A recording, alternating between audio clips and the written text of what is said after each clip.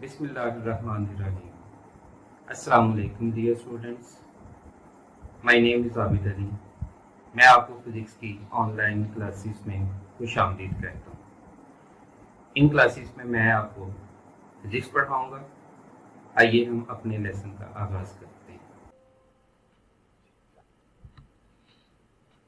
Dear students, उम्मीद है आप लोग खैरियत से होंगे. आज हम चैप्टर नंबर 3 का लास्ट पार्ट यानी एक्सरसाइज करेंगे. इस एक्सरसाइज पे शॉर्ट क्वेश्चंस डिस्कस किए जाएंगे. याद रहे, short questions examination point of view से बहुत इंपॉर्टेंस रखते हैं. एग्जामिनेशन में more than 50% marks short questions के होते हैं. इसलिए कोशिश करें कि शॉर्ट क्वेश्चंस को टू द पॉइंट लिखें और मुख्तसर लिखें. तो हमारा आज का टॉपिक है short questions of the exercise. पहले शॉर्ट क्वेश्चन की तरफ चलते हैं. हमारा पहला शॉर्ट क्वेश्चन है, what is the difference between uniform velocity, variable velocity. उसके बाद हमने बात करनी है from the explanation of the variable velocity define acceleration, give SI unit of velocity and acceleration. अब इन टर्म्स को डिफाइन करने से पहले कुछ डिस्कशन कर लेते हैं. बेसिकली हमने इसमें वेलोसिटी को डिफाइन करना है. तो वेलोसिटी की दो फॉर्म्स हैं. पहली फॉर्म के मुताबिक वेलोसिटी इक्वल होती है डिस्प्लेसमेंट ओवर टाइम. इस एक्सप्रेशन को हम थोड़ा सा मॉडिफाई करते हैं. डिस्प्लेसमेंट इक्वल है distance in a particular direction, यानी डिस्प्लेसमेंट में डिस्टेंस और डायरेक्शन होते हैं. इसे हम कुछ इस तरह से भी लिख सकते हैं, वेलोसिटी इक्वल है distance into direction over time. यहां पे डिस्टेंस ओवर टाइम स्पीड को रिप्रेजेंट करता है. तो वेलोसिटी इक्वल आ गई स्पीड इनटू डायरेक्शन. इस तरह से वेलोसिटी दो तरह से एक्सप्रेस की जाती है. पहली डिस्प्लेसमेंट ओवर टाइम के इक्वल, और सेकंड वन है स्पीड इनटू डायरेक्शन. तो आज हम वेलोसिटी को डिस्प्लेसमेंट और टाइम के हिसाब से और दूसरी फॉर्म में स्पीड और डायरेक्शन के हिसाब से एक्सप्लेन करेंगे. अब क्वेश्चन के आंसर की तरफ आते हैं. पहले हिस्से में हमने डिफरेंस बताना है यूनिफॉर्म वेलोसिटी और वेरिएबल वेलोसिटी में. यूनिफॉर्म वेलोसिटी, अगर कोई body equal displacement equal time intervals में कवर करे तो ऐसी वेलोसिटी को यूनिफॉर्म वेलोसिटी कहा जाता है. If a body covers equal displacement in equal time intervals then body is said to be moving with uniform velocity. इसके बरक्स वेरिएबल वेलोसिटी इक्वल होती है अगर कोई body unequal displacement equal time intervals में कवर करे तो ऐसी बॉडी की वेलोसिटी वेरिएबल होगी. If a body covers unequal displacement in equal time intervals, then the body is said to be moving with variable velocity. ये तो पहला difference आ गया डिस्प्लेसमेंट के हिसाब से. यूनिफॉर्म वेलोसिटी में equal displacement in equal time intervals होता है, जबकि वेरिएबल वेलोसिटी में unequal displacement in equal time intervals लिया जाता है. सेकंड फॉर्म, जैसे हमने पिछले पेज पे डिस्कस किया, वेलोसिटी स्पीड और डायरेक्शन रखती है. सेकंड डिफरेंस है, अगर स्पीड और डायरेक्शन किसी मूविंग बॉडी की चेंज नहीं होती तो वेलोसिटी यूनिफॉर्म होगी। If speed and direction of a moving body remain same, then body is said to be moving with uniform velocity। जबकि वेरिएबल वेलोसिटी में स्पीड बदल जाए या डायरेक्शन बदल जाए या दोनों बदल जाए तो ऐसी वेलोसिटी को हम वेरिएबल वेलोसिटी कहते हैं। इफ स्पीड और डायरेक्शन और both of a moving body are changed, then body is said to be moving with variable velocity। Next part हमारा था, हमने वेरिएबल वेलोसिटी की बेस पे एक्सेलरेशन को डिफाइन करना, साथ साथ हमने ऐसा यूनिट बताना है वेलोसिटी का और एक्सेलरेशन का। पहले एक्सेलरेशन को डिफाइन करते हैं। एक्सेलरेशन इक्वल होता है rate of change of velocity. Time rate of change of velocity of an object is called acceleration. Mathematically acceleration equal है change in velocity over time, जिसको सिंबल की शक्ल में लिखते हैं acceleration is equal to delta V over delta T. यहां पे याद रहे change in velocity vector quantity है, इसलिए एक्सेलरेशन भी वेक्टर क्वांटिटी है। अब इनके यूनिट्स पे बात करते हैं। सिस्टम इंटरनेशनल में वेलोसिटी का यूनिट होता है मीटर पर सेकंड, जबकि सिस्टम इंटरनेशनल में एक्सेलरेशन का यूनिट है मीटर पर सेकंड स्क्वायर। सेकंड क्वेश्चन की तरफ बढ़ते हैं। An object is thrown vertically upward, discuss the sign of the acceleration due to gravity relative to velocity while the object is in the air. कि एक object को सीधा ऊपर की तरफ फेंका, हमने एक्सेलरेशन ड्यू टू ग्रेविटी का साइन वेलोसिटी के हिसाब से डिस्कस करना है। जैसे एक बॉल है, इसे हम अपवर्ड थ्रो करते, ऊपर जाते इसकी वेलोसिटी कम होती है, हाईएस्ट पॉइंट से ये अपनी डायरेक्शन को रिवर्स कर लेती है और नीचे आ जाती है।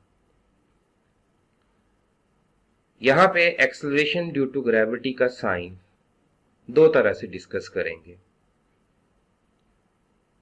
पहले मेथड में हम with respect to direction of initial velocity acceleration due to gravity का साइन डिस्कस करेंगे। दूसरे मेथड में हम वेलोसिटी में इंक्रीज और डिक्रीज के हिसाब से एक्सेलरेशन ड्यू टू ग्रेविटी का साइन डिस्कस करेंगे। इनिशियल वेलोसिटी की डायरेक्शन हमेशा पॉजिटिव ली जाती है और बाकी क्वांटिटीज जो इस इनिशियल वेलोसिटी की डायरेक्शन में होंगी उन्हें हम पॉजिटिव लेते हैं, वरना नेगेटिव लिया जाता है। सेकंड मेथड कुछ यूं है, when velocity of a body increases with respect to time then acceleration is taken as positive. जब किसी मूविंग बॉडी की वेलोसिटी टाइम के हिसाब से बढ़ रही हो तो एक्सेलरेशन पॉजिटिव लिया जाता है। Whereas when velocity of a body decreases with respect to time, then acceleration is taken as negative। कि जब किसी बॉडी की वेलोसिटी टाइम के हिसाब से कम हो रही हो तो एक्सेलरेशन को नेगेटिव लिया जाता है। अब आंसर की तरफ बढ़ते हैं। जैसे मैंने आपसे कहा कि पहले मेथड में हम इनिशियल वेलोसिटी की डायरेक्शन के हिसाब से एक्सेलरेशन ड्यू टू ग्रेविटी का साइन लेंगे। सेम एग्जांपल ले रहे हैं, अगर हम बॉल को ऊपर की तरफ फेंकते हैं तो इनिशियल वेलोसिटी की डायरेक्शन अपवर्ड है। यहां पे acceleration due to gravity initial velocity की डायरेक्शन के अपोजिट होगा, इस वजह से with respect to initial velocity negative लेंगे।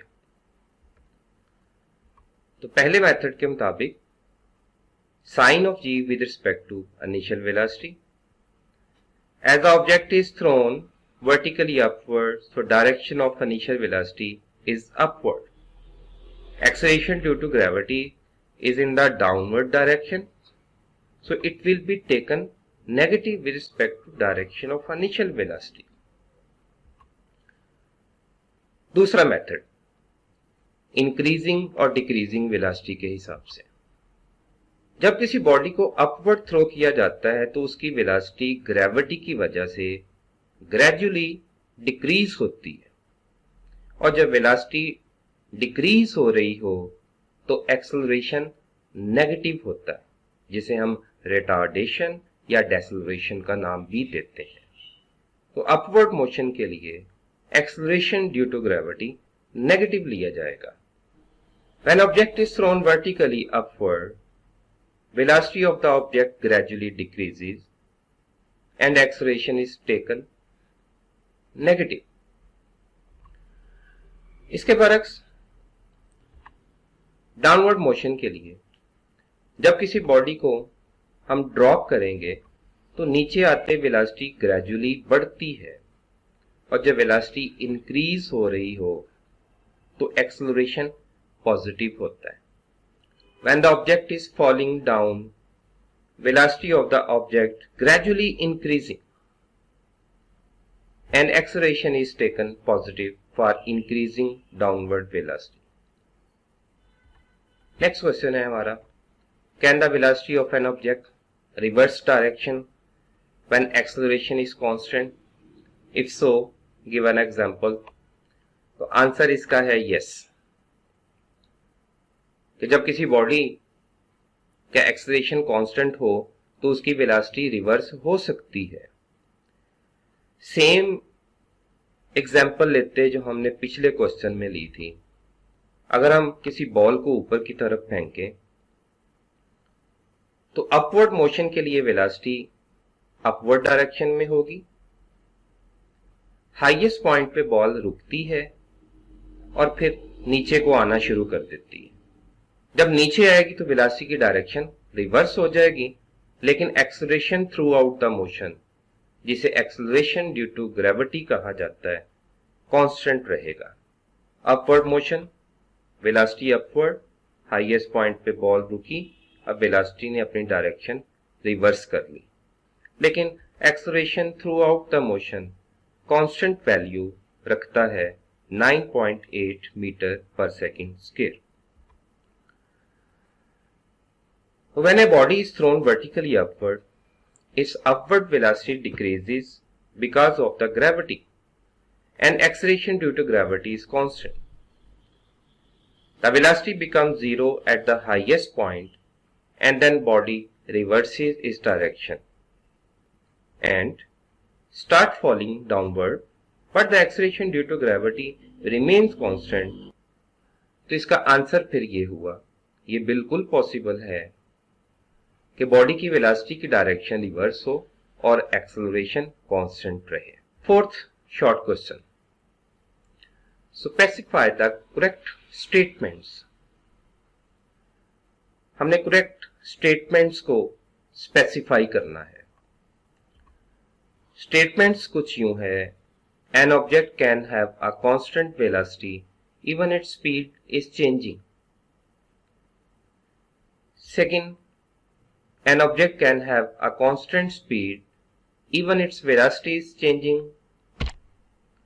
Third, an object can have a zero velocity even its acceleration is not zero. Fourth, an object subjected to a constant acceleration can reverse its velocity. One by one हम इन statements को discuss करेंगे। First one, an object can have a constant velocity even its speed is changing. कि object की velocity constant हो और speed change हो रही हो, तो ये रॉन्ग स्टेटमेंट है। फर्स्ट शॉर्ट क्वेश्चन में हमने बात की थी वेलोसिटी में दो चीजें होती हैं, स्पीड एंड डायरेक्शन। अगर स्पीड बदल जाए तो वेलोसिटी कभी भी सेम नहीं रहेगी।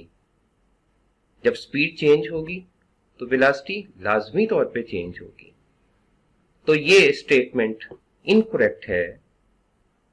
सेकंड की तरफ बढ़ते हैं, an object can have a constant speed even its velocity is changing. अगर एक ऑब्जेक्ट की वेलोसिटी चेंज हो रही हो तो उसकी स्पीड कांस्टेंट हो सकती है। फॉर एग्जांपल, अगर एक बॉडी सर्कुलर पाथ पे मूव करे तो हर इंस्टेंट पे वेलोसिटी की डायरेक्शन डिफरेंट होगी, लेकिन सर्कुलर मोशन में वेलोसिटी का मैग्नीट्यूड यानी स्पीड कांस्टेंट है। तो ये स्टेटमेंट हमारी करेक्ट बनती है कि जब कोई बॉडी सर्कुलर पाथ पे मूव करेगी या कर्व पाथ पे मूव करेगी तो वेलोसिटी की डायरेक्शन तो चेंज होती है, लेकिन मैग्नीट्यूड ऑफ वेलोसिटी यानी स्पीड सेम रहेगा। Third, an object can have a zero velocity even its acceleration is not zero. हम सेम एग्जांपल ले रहे हैं। अगर बॉल को हम ऊपर की तरफ थ्रो करें, हाईएस्ट पॉइंट पे बॉल एक इंस्टेंट के लिए रुकेगी, फिर नीचे आना शुरू कर देगी। अब हाईएस्ट पॉइंट पे वेलोसिटी 0 हो जाएगी, लेकिन acceleration due to gravity throughout the motion 9.8 metre पर सेकेंड स्क्वायर होता है। इसलिए हाईएस्ट पॉइंट पे वेलोसिटी तो 0 होगी, लेकिन एक्सेलरेशन 0 नहीं होगा। जैसे ये ऊपर जाते वेलोसिटी कम हुई, हाईएस्ट पॉइंट पे वेलोसिटी 0, लेकिन एक्सेलरेशन है 9.8। At the highest point velocity 0 होगी, वैल्यू ऑफ जी 9.8 मीटर पर सेकेंड स्क्वायर बनेगी। इस वजह से ये स्टेटमेंट करेक्ट हुई। Fourth, an object subjected to a constant acceleration can reverse its velocity। तो ये भी करेक्ट स्टेटमेंट बनती है।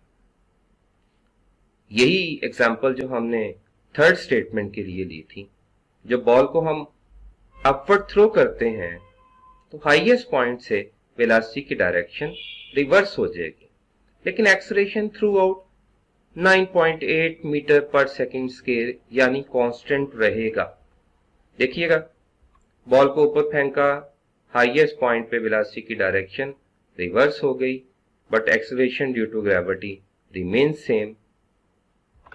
तो this statement is also correct. इस तरह से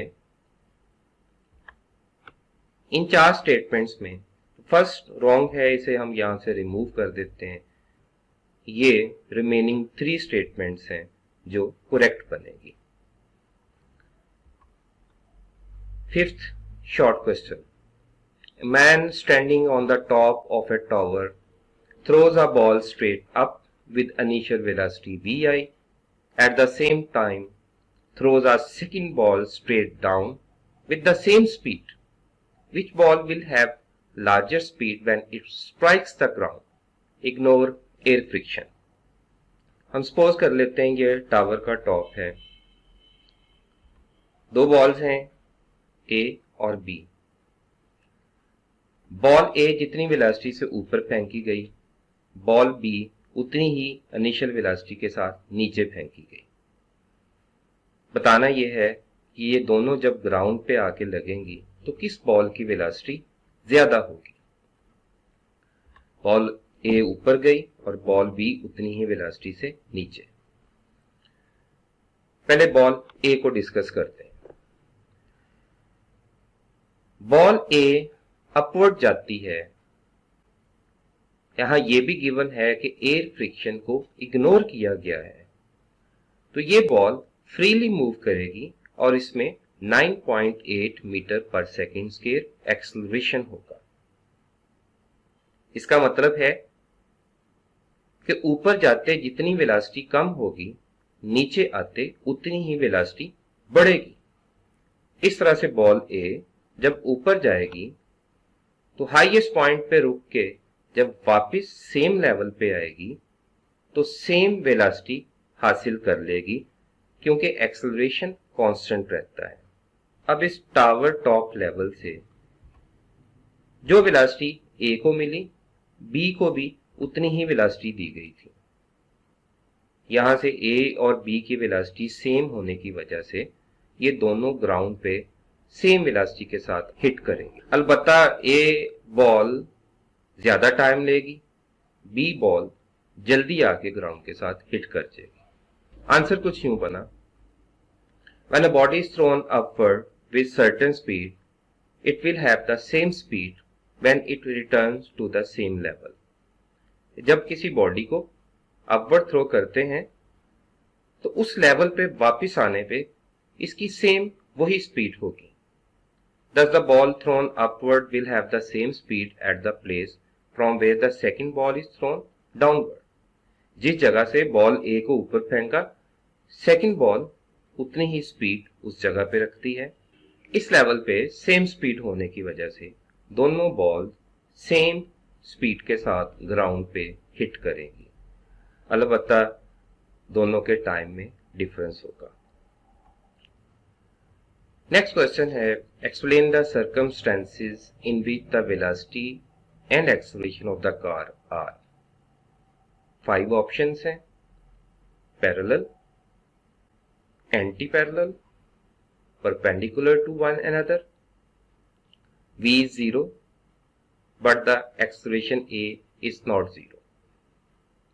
Next है a is 0 but velocity is not 0. पहले केस की तरफ आते हैं। When velocity and acceleration are parallel, जब किसी बॉडी की velocity along a straight line बढ़ती है तो तब एक्सेलरेशन पॉजिटिव होता है, और पॉजिटिव एक्सेलरेशन हमेशा मोशन की डायरेक्शन यानी वेलोसिटी की डायरेक्शन में लिया जाता है। जैसे हमारे पास ये कार है, जब ये चलती है तो इसकी वेलोसिटी आहिस्ता आहिस्ता इंक्रीज होती है।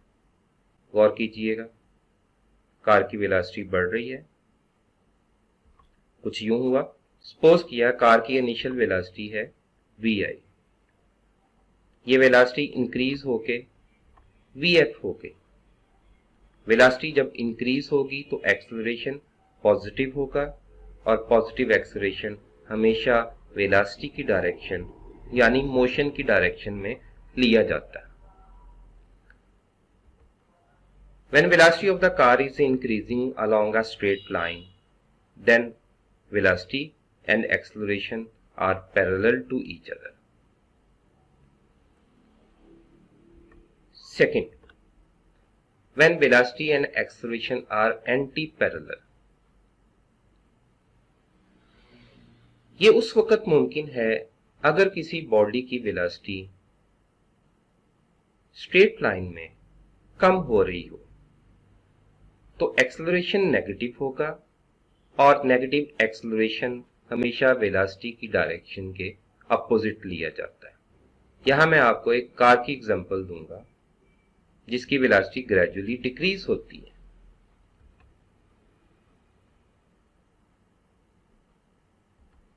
पहले इस कार की वेलोसिटी vi ज्यादा है, बाद में इसकी वेलोसिटी कम हो गई vf, मैंने छोटे एरो से रिप्रेजेंट किए। ये कार चूंकि स्लो होती है, वेलोसिटी में कमी होती है, इसलिए एक्सेलरेशन नेगेटिव होगा, और नेगेटिव एक्सेलरेशन हमेशा मोशन या वेलोसिटी के अपोजिट लिया जाता है। तो इसका प्रॉपर आंसर कुछ यूं बना, when velocity of the car is decreasing along a straight line, then velocity and acceleration are anti-parallel to each other. Third case, velocity v and acceleration are perpendicular to each other. ये उस वक्त मुमकिन है जब कोई object circular या curve path पे move करे।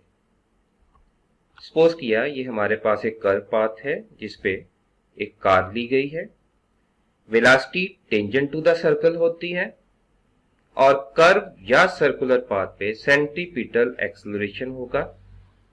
ये एक्सेलरेशन सर्कल के सेंटर की तरफ बनेगा। एक्सेलरेशन और वेलोसिटी दोनों एक दूसरे के परपेंडिकुलर है। नेक्स्ट इंस्टेंट पे जब देखेंगे, again velocity is perpendicular to the acceleration. Same at the next instant, velocity circular path पे हमेशा एक्सेलरेशन के परपेंडिकुलर होगी। तो when car moves along a circular path, then velocity and acceleration are perpendicular to each other. Fourth, when velocity is 0 but a is not 0. ये उस वक्त possible है जब कोई मूविंग कार जस्ट चलना शुरू करे या जस्ट स्टॉप हो। जैसे ये कार है, एकदम से रुक गई। जैसे ही ये रुकी इसकी वेलोसिटी 0 थी, लेकिन एक्सेलरेशन 0 नहीं होगा। कार की पहले वेलोसिटी है vi, जैसे ही रुकी इसकी वेलोसिटी फाइनल 0 हो गई। एक्सेलरेशन नेगेटिव होगा क्योंकि वेलोसिटी में कमी आई है। ये एक्सेलरेशन कैलकुलेट करते हैं। एक्सेलरेशन इक्वल होता है change in velocity over time. Values रखते हैं final velocity 0 minus initial velocity over time. इस तरह से एक्सेलरेशन इक्वल आ गया माइनस vi ओवर टाइम। तो फाइनल वेलोसिटी तो 0 हो गई, लेकिन रुकने से जस्ट पहले जो वेलोसिटी थी उस वेलोसिटी की वजह से एक्सेलरेशन नॉन जीरो होगा। तो ये बिल्कुल मुमकिन है कि वेलोसिटी 0 हो लेकिन एक्सेलरेशन 0 ना हो। When the brakes are applied on the moving car and it comes to rest, just at that instant, negative acceleration is in the opposite direction of motion. जब ब्रेक्स अप्लाई की जाती हैं और car rest में आती है तो just उस इंस्टेंट पे नेगेटिव एक्सेलरेशन होगा जो मोशन की अपोजिट डायरेक्शन में उस बॉडी के अंदर पाया जाएगा। बिल्कुल इसी तरह से कार जब जस्ट चलना शुरू करती है तब भी उस इंस्टेंट पे इनिशियल वेलोसिटी 0 होने की वजह से वेलोसिटी तो 0 होगी लेकिन एक्सेलरेशन पाया जाएगा। Fifth case, when velocity is non-zero but acceleration is 0. Acceleration change in velocity होता है। अगर किसी बॉडी की वेलोसिटी चेंज ना हो तो एक्सेलरेशन नहीं होगा। जैसे ये कार यूनिफॉर्मली मूव कर रही है, एक्सेलरेशन इक्वल होगा vf minus vi over time. Initial और फाइनल वेलोसिटी सेम, ये दोनों कैंसिल कर जाएंगे और एक्सेलरेशन 0 आ जाएगा। तो ये बिल्कुल पॉसिबल है जब वेलोसिटी नॉन जीरो हो और एक्सेलरेशन 0 हो सकता है। When the car is moving with uniform velocity, then acceleration A is 0, but the velocity is not 0.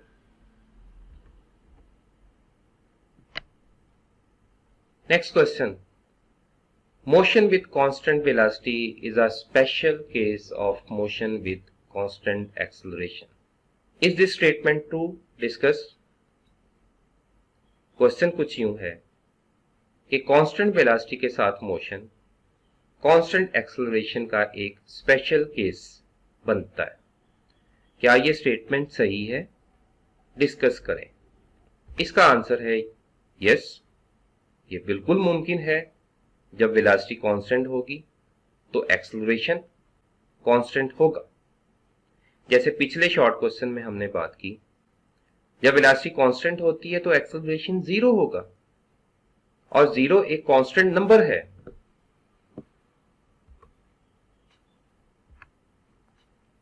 Reason कुछ यूं बनी, एक्सेलरेशन इक्वल है change in velocity over time.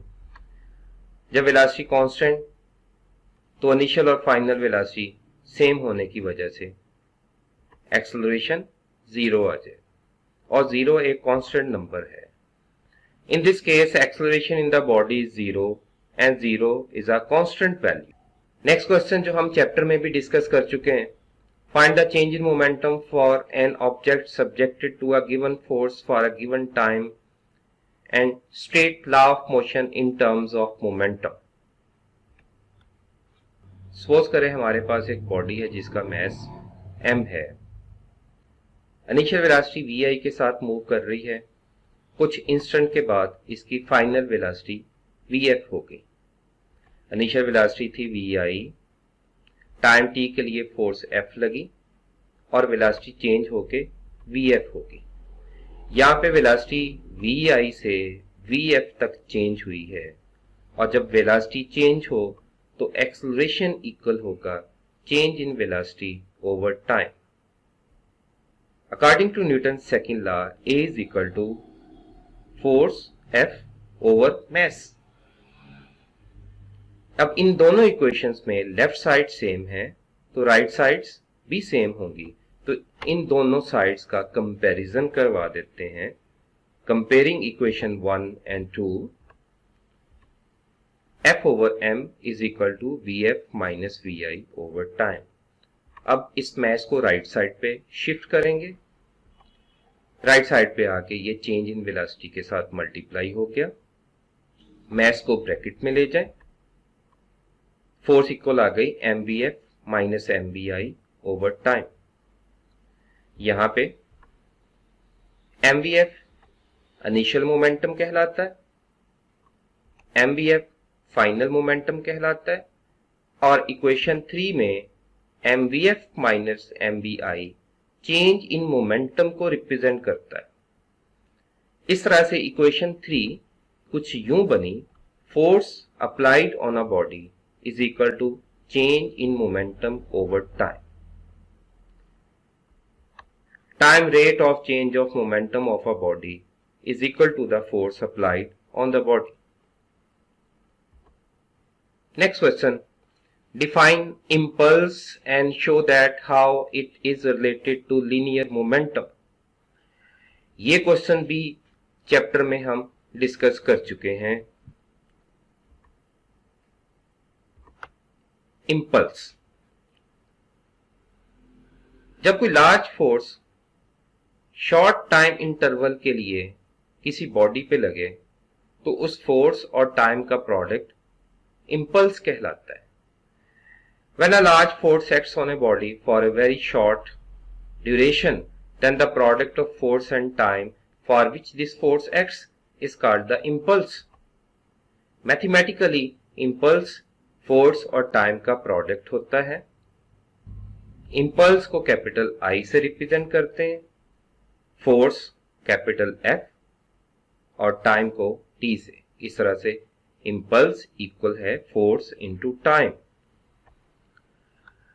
इसमें ये फोर्स F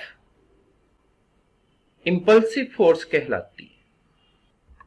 इंपल्स एक वेक्टर क्वांटिटी है क्योंकि फोर्स एक वेक्टर क्वांटिटी है। ऐसा यूनिट ऑफ इंपल्स इक्वल होता है न्यूटन सेकंड या किलोग्राम मीटर पर सेकंड। नेक्स्ट हमने इसको मोमेंटम के साथ रिलेट करना है। लास्ट क्वेश्चन के according force applied on a body equal है change in momentum of the body over time. Change in momentum की वैल्यू रख दें mvf minus mvi over time.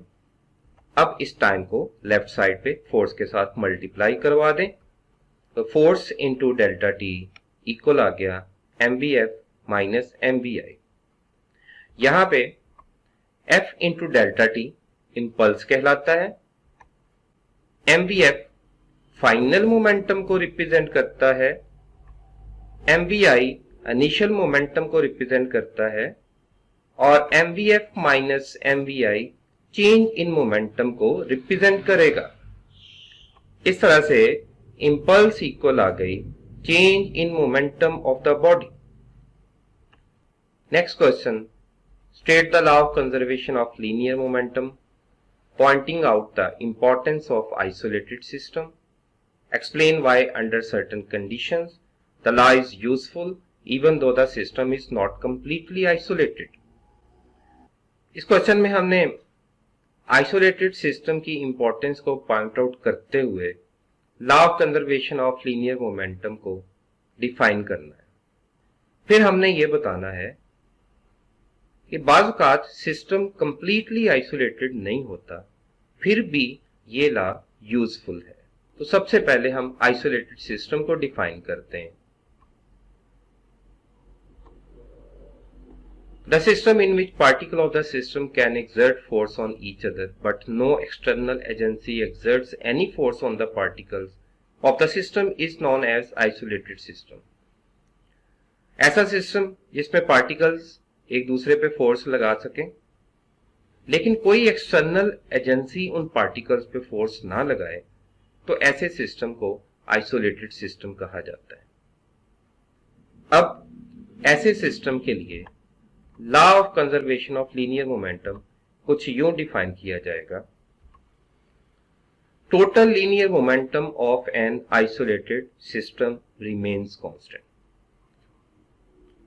Second form है, अगर बॉडीज कोलाइड कर रही हों तो किसी आइसोलेटेड सिस्टम के लिए मोमेंटम बिफोर कोलिजन और मोमेंटम आफ्टर कोलिजन सेम रहेगा। नेक्स्ट पार्ट में हमने ये बताना है कि सिस्टम अगर मुकम्मल तौर पे आइसोलेटेड नहीं है तो फिर भी ये लॉ यूजफुल होगा।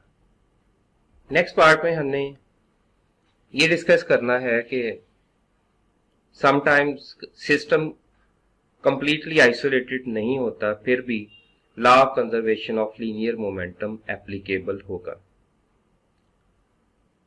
ये उस सूरत में मुमकिन है अगर external forces with respect to internal forces बहुत कम हो। जैसे अगर दो फास्ट मूविंग व्हीकल्स एक दूसरे के साथ अपोजिट डायरेक्शन में कोलाइड करें तो external force friction, air friction की सूरत में लगती है। ये एक्सटर्नल फोर्स उनकी इंटरनल यानी कोलाइडिंग फोर्स की निस्बत इतनी कम है कि इसे हम इग्नोर कर सकते हैं। This law holds good when the system is completely isolated. ये लॉ मुकम्मल तौर पे लगता है अगर सिस्टम मुकम्मल तौर पे आइसोलेटेड हो, लेकिन अगर एक्सटर्नल फोर्सेस बहुत कम है as compare to the internal forces, तो उस सूरत में इस लॉ को काफी हद तक अप्लाई किया जा सकता है। Next, explain the difference between elastic and inelastic collision. Explain how would a bouncing ball behave in each case. Give plausible reason for the fact that kinetic energy is not conserved in most of the cases. इस question में हमने elastic और inelastic collision में difference बताना है, फिर यह बताना है कि बाउंसिंग बॉल हर केस में कैसे बिहेव करेगी, फिर मुनासिब रीजन बतानी है कि ज्यादातर केसेस में काइनेटिक एनर्जी कंजर्व क्यों नहीं होती। आंसर की तरफ बढ़ते हैं। पहले बात करते हैं इलास्टिक कोलिजन की। इलास्टिक कोलिजन कहते हैं ऐसी कोलिजन जिसमें मोमेंटम और काइनेटिक एनर्जी कंजर्व रहे। The collision in which momentum and kinetic energy of the system are conserve is called elastic collision. Collision between gas molecules is perfectly elastic. Second है inelastic collision. अगर किसी system में momentum तो same रहे लेकिन kinetic energy change हो, तो तब ऐसी कोलिजन को inelastic collision का नाम दिया जाता है। The collision in which momentum of the system is conserved but the kinetic energy is not conserved is called elastic collision. हमारी सराउंडिंग में मोस्टली जो कोलिजन्स हैं वो इनइलास्टिक होती हैं। अगले पार्ट में हमने बाउंसिंग बॉल के लिए इन कोलिजन्स को देखना है। पहले इलास्टिक कोलिजन लेते हैं। इलास्टिक कोलिजन में काइनेटिक एनर्जी और मोमेंटम कंजर्व होते हैं, इसलिए बाउंसिंग बॉल जिस लेवल से थ्रो की जाएगी उसी लेवल तक वापस आएगी। जैसे ये एक इलास्टिक कोलिजन का हम केस इमेजिन कर रहे हैं। बॉल आई, फ्लोर पे लगी, दोबारा सेम उसी हाइट पे चली गई।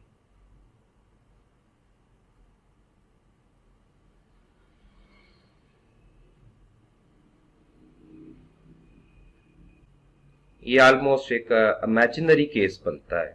तो bouncing ball will rebound to the same height in case of an elastic collision. इसके बरक्स in case of inelastic collision, inelastic collision में काइनेटिक एनर्जी लॉस होने की वजह से बॉल कभी भी सेम हाइट पे नहीं आएगी। जैसे ये इनएलास्टिक कोलिजन ले रहे हैं, बॉल लगी, पहले से कम हाइट है, फिर लगने पे हाइट और कम हो गई, यानी ऐसे केस में बाउंसिंग बॉल की हाइट ग्रेजुअली कम होती चली जाती है। The ball will not rebound to the same height in case of inelastic collision. अब बात करनी है कि ज्यादातर केसेस में काइनेटिक एनर्जी लॉस क्यों होती है। In most of the cases kinetic energy is changed into heat, sound, and some energy is used in their deformation and is lost due to friction. ज्यादातर केसेस में kinetic energy heat की सूरत में, sound की सूरत में, या उस body के बिगाड़ यानी डिफॉर्मेशन की सूरत में, या फ्रिक्शन की वजह से जाया हो जाती है। तो काइनेटिक एनर्जी फिर कंजर्व नहीं रहती। Hence kinetic energy is not conserve in most cases. Next question, explain what is meant by projectile motion drive expression for time of flight, range of the projectile, show the range of the projectile is maximum when the projectile is thrown at an angle of 45 degree with the horizontal.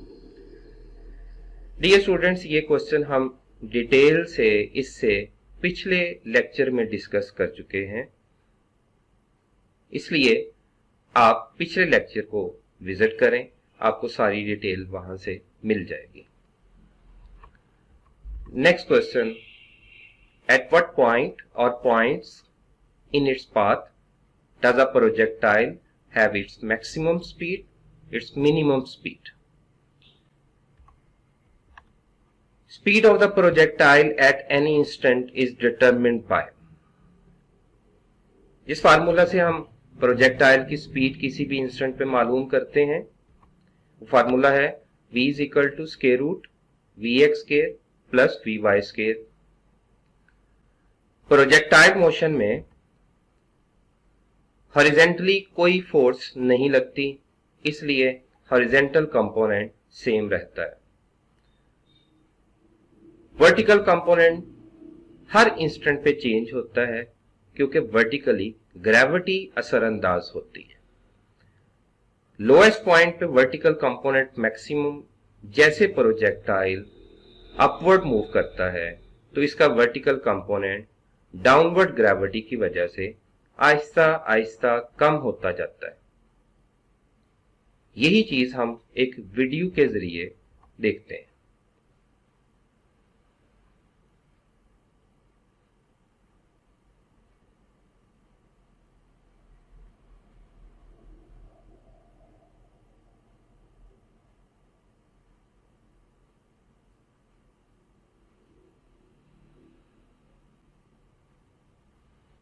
अब speed discuss करते हैं।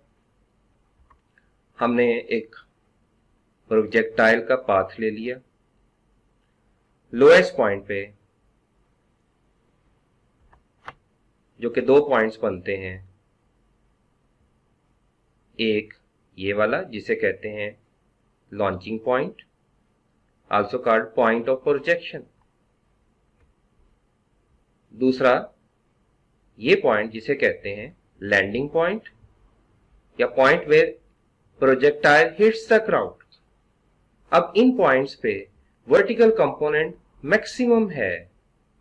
Vertical component maximum होने की वजह से projectile की speed lowest point पे सबसे ज्यादा होगी। तो Vy is maximum at the lowest point, इस वजह से प्रोजेक्टाइल की स्पीड मैक्सिमम होगी।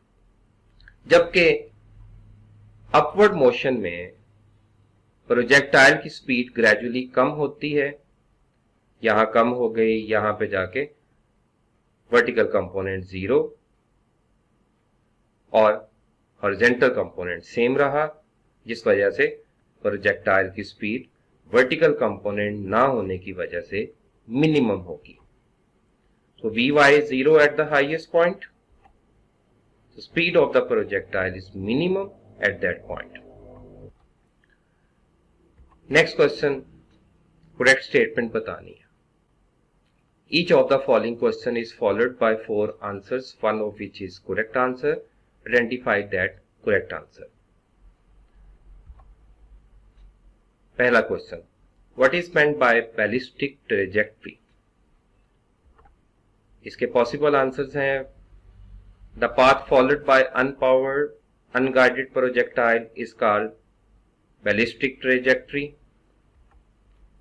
The path followed by powered and unguided projectile is called ballistic trajectory. The path followed by unpowered guided projectile is called ballistic trajectory. The path followed by powered and guided projectile is called ballistic trajectory. Ballistic trajectory उस path को कहते हैं जो एक unpowered unguided projectile follow करता है। इस तरह से फर्स्ट ऑप्शन करेक्ट है और रिमेनिंग 3 रॉन्ग ऑप्शंस हैं। सेकंड पार्ट है, what happen when two body system undergoes elastic collision.